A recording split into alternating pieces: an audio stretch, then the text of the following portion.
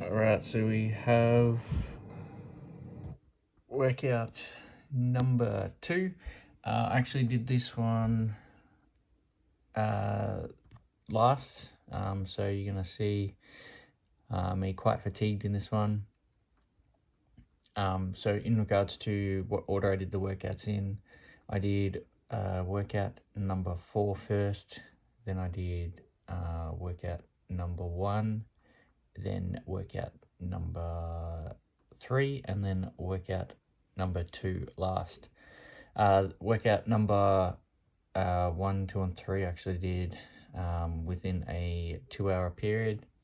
I went away for the weekend, not leaving me much time to get the workouts done. So this is why you'll see me quite fatigued in this one, doing a lot of resting, a lot of leaning over, put hands on the knees. But I definitely gave it my best for that day, or for this day.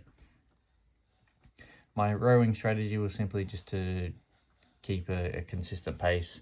I was sort of aiming for that 2-minute pace for the whole way through. For the toes to bar, I was planning on breaking them up quite often, quite early. So I was actually looking at doing 8s and 7s the whole way through. And then for the snatches, singles the whole way through. Quick singles was the plan. And then for the burpee box jump overs, again, just a consistent pace. So I wasn't sure whether I was going to finish the round or how many calories I would get into the next round. I didn't think I was going to do any much more than that, basically, just due to the fatigue and what I'd been doing over the weekend, as in lots of driving and stuff like that. So definitely wasn't looking to do great things on this one, just basically get it done and hold on as best as I possibly can.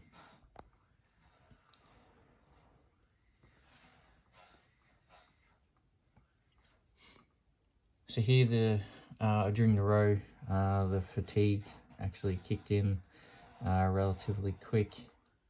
I started feeling it pretty early on, with about 60 calories to go, I think. Was really just the quads and my upper back, sort of mid-thoracic, shoulders, traps from a workout I did on the Saturday. It was a quite heavy dumbbell sort of workout, lots of reps and large amount of time. It was 30 plus minutes, I think, for that workout, so I was quite fatigued.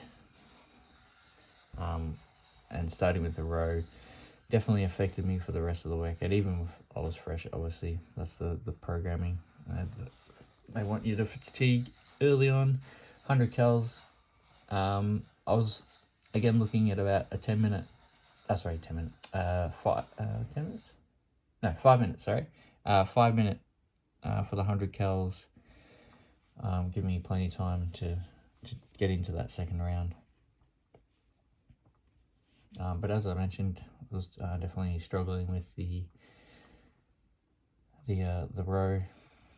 Still maintaining a half decent pace under that 2 minutes, which is sort of my fallback when rowing. As long as I can hold a 2-minute pace, I'm usually quite happy with that.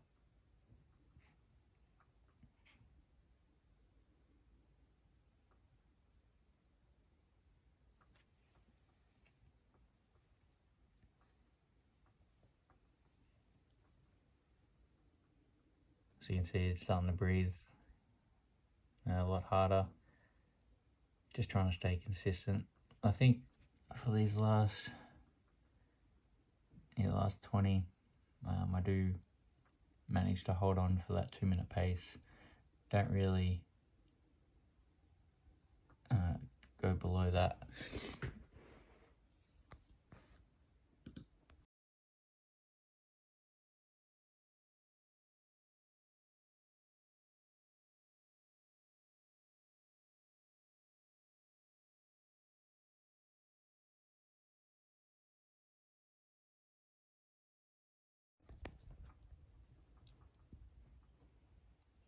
So just hanging on for this last few calories here. Again, still holding under the, or just under the 2-minute mark pace there, which was my goal from the outset. I wasn't looking to break any records for 100 calories road. I just wanted to set a pace, stick to it. I did that fairly well, so average pace was 155, which actually was a little bit under where I wanted to be. But happy with that.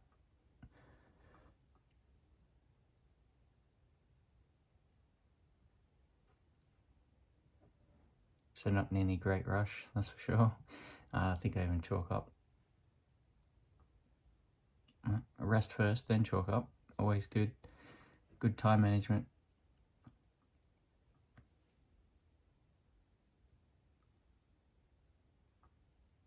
So yeah, plan was, again, 6 sets of 8 and 7.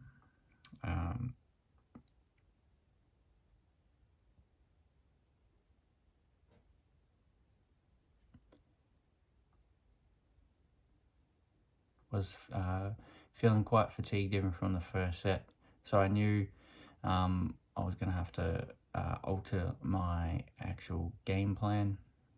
What I ended up doing, I'll go through once we get to that point, but still managed to get I think 2 sets of 8 and 2 sets of 7 before reverting to sort of plan B.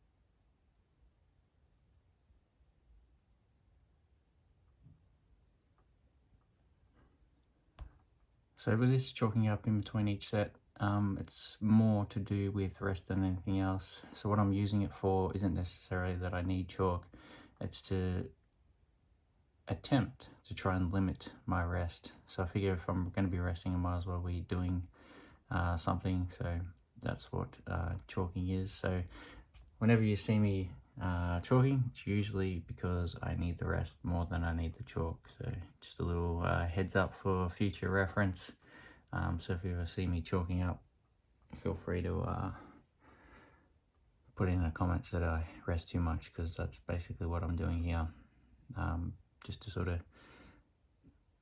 keep my rest under control. It doesn't quite work here. By this point, this is, like I said, my 3rd workout in a 2-hour period.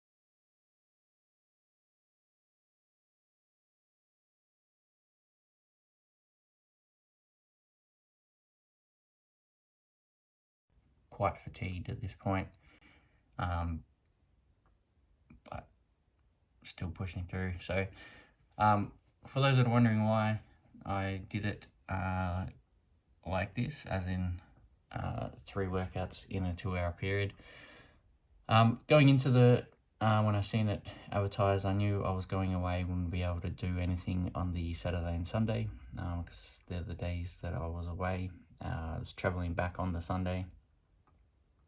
Was planning on doing a workout the Monday morning and another workout on the Monday afternoon, possibly 2. So the clean and jerk I was planning on doing probably 2, either the Monday night or the Tuesday morning. But come Monday morning, I was quite tired, quite fatigued, very sore, and just wasn't ready mentally. wasn't ready to do a workout, so I put off doing a workout the Monday morning. Come Monday afternoon, I did which one did I do first? Workout number 4, which at this very point in time, I cannot remember what workout number 4 was, but that's the one I did first. And then, which meant that I had to do workout 1, 2, 3 on the Tuesday morning. What was workout number 4?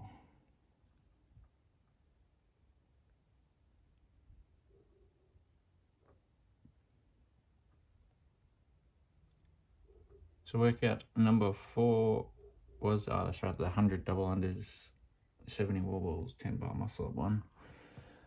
Did that one first, which will be released over the next couple of days. I'm going to be releasing these in order if you haven't picked up on that as yet.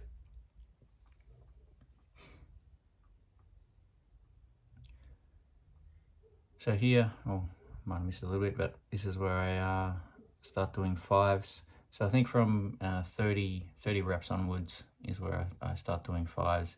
I try and keep the rest relatively short, which at the time, the way I was feeling, felt like I was keeping it short, but I was probably still having anywhere from 20 to 40 seconds rest, which is a significant amount of time.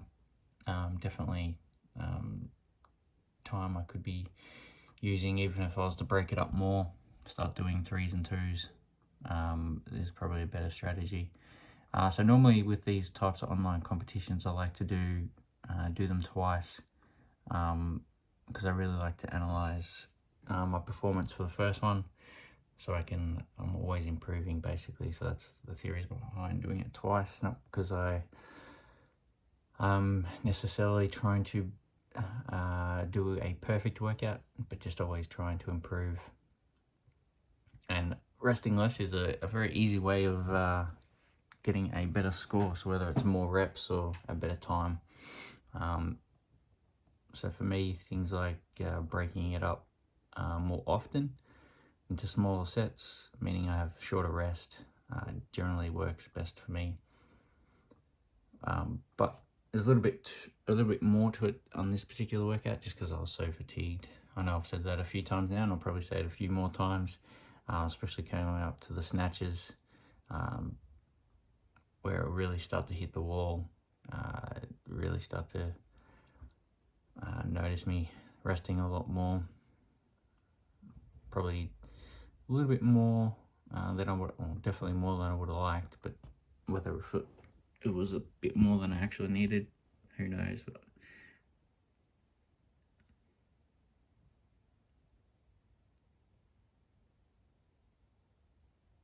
so I'm not sure what actual time I get to the snatches, but I think it's around the 10-minute mark, maybe, or 12-minute mark. I'm not sure.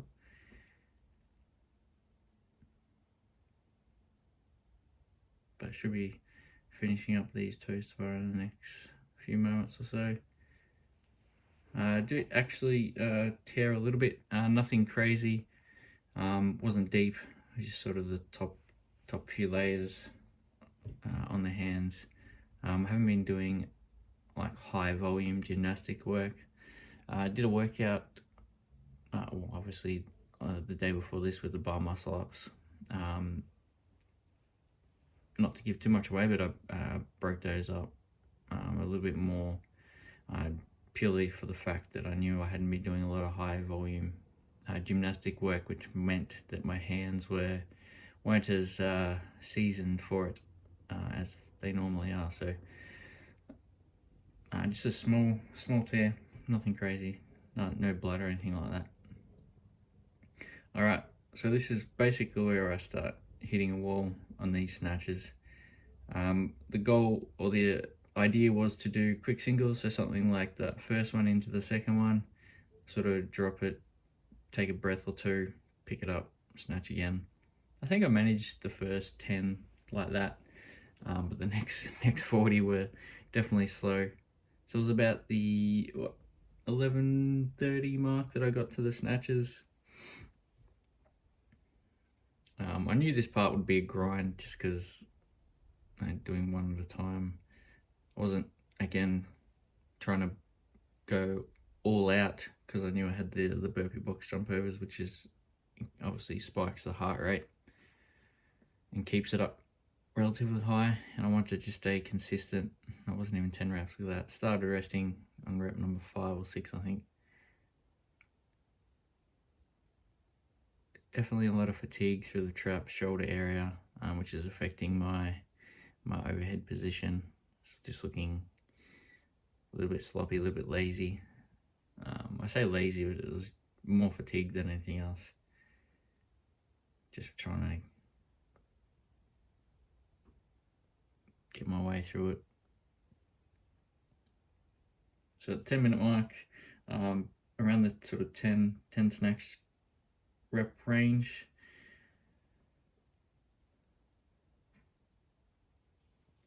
So if I was to do this workout again, well, one, I would do it fresh, that's for sure. That would make a massive difference. But I would probably keep the same strategy for the row, so around that 2-minute pace. So I was actually at 1:55 pace for the row, which is pretty good. I felt definitely okay, obviously. I'd be able to do that fresh, no problem. Going into the toes to bar, I'd still have the same strategy actually of doing the 8 and 7.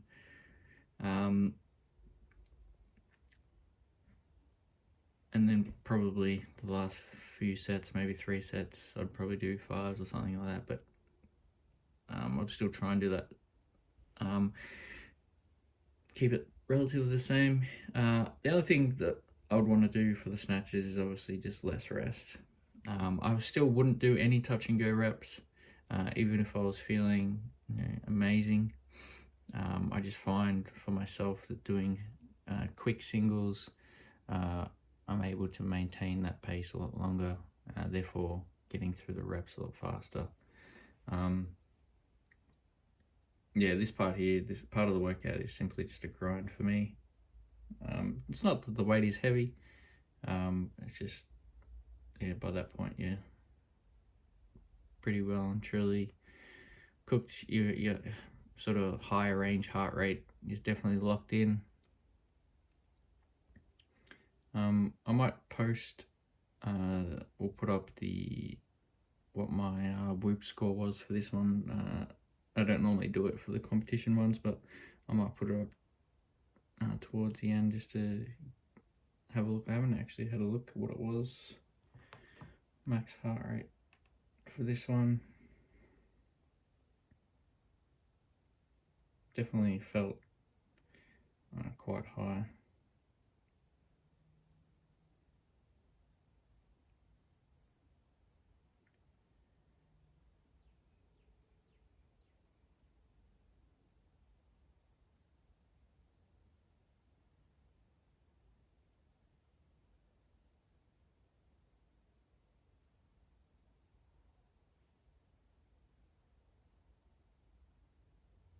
The first one. I don't actually have it. It's weird.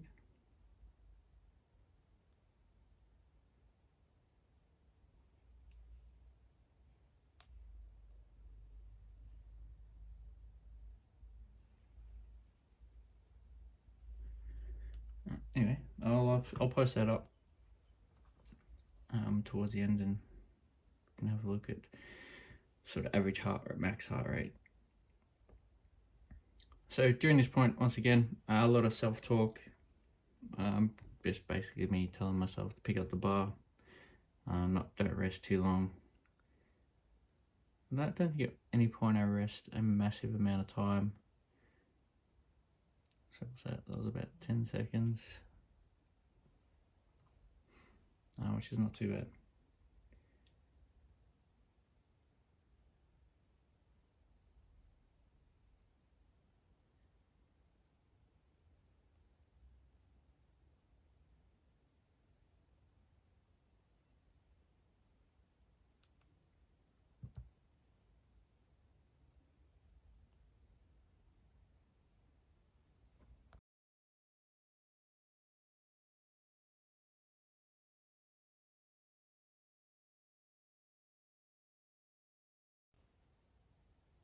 So at this point here, just looking to try and pick up the pace a little bit more.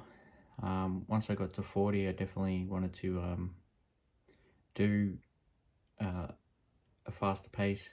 At different points throughout the 50, I was contemplating trying to do 2s or 3s, but decided against it. Just knew that I was just going to end up resting longer, so that was definitely one thing that I wanted to stay away from, is that extended rest, because that's what kills workouts for me. You're losing anywhere from 20 seconds to a minute just resting, which is definitely not good.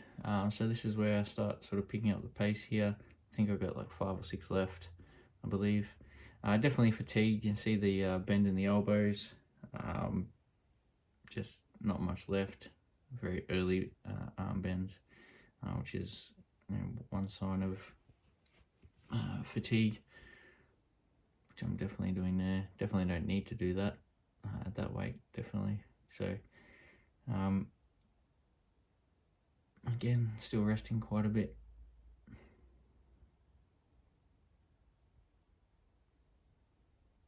think it was around the sort of 3:15 where I started the burpee box jump overs. Or was it 2.5?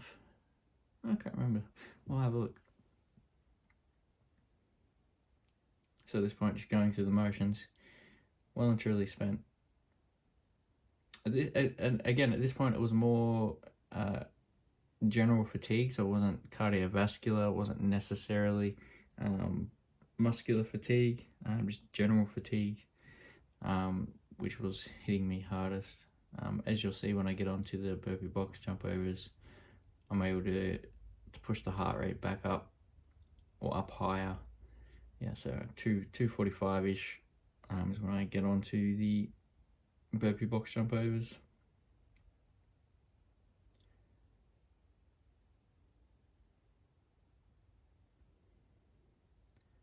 So not super fast, but definitely quite consistent. 25 in 2.5 minutes obviously is definitely achievable here.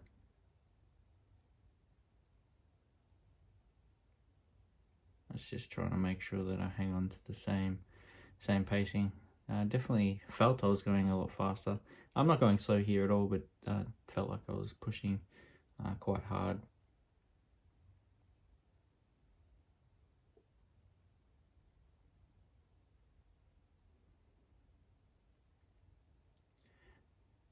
So one thing I try and do when I talk about consistency is keep the movement exactly the same. So you can see here, jumping down, step back, turning as I'm stepping back, dropping straight to the ground. So each rep should look the same. Coming up out of the burpee is looking pretty consistent as well. So it's just a step and then step up onto the box or jump up onto the box. So sort of step back into the burpee, stepping forward out of the burpee. So quite happy so far with that, how it's looking. Obviously if I was trying to go fast, if this was sprint work, I'd be taking that step forward as I'm coming out of the burpee rather than stepping up then taking the step. So you take the half a second out of it, which over 25 reps is 13 seconds faster. So with 40 seconds to go, I think I had like 10 reps left, I believe, roughly. I haven't been counting, but it was roughly around there from memory.